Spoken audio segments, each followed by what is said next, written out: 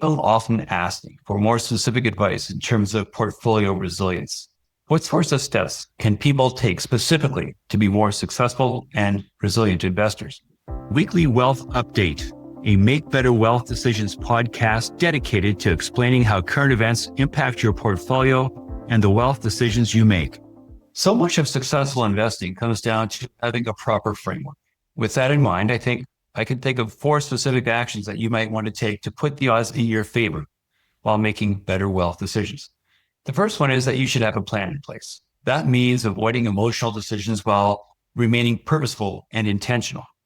The second thing is that you should view volatility and market corrections as a gift. Market drawdowns are when investments are on sale. And this is obviously only an opportunity if you're still earning income. Retirees can't buy the dip, so you have to take that into account. The third thing is that people should rebalance opportunistically and based on regular cash flow. So if you're still working, that means you should buy low when you have the money to add. And if you're retired and you're forced to sell off when you are living off of fixed income, you should sell those things that are currently at the highest levels so that you don't have to sell things that are down. Finally, people should take advantage of tax loss harvesting where possible.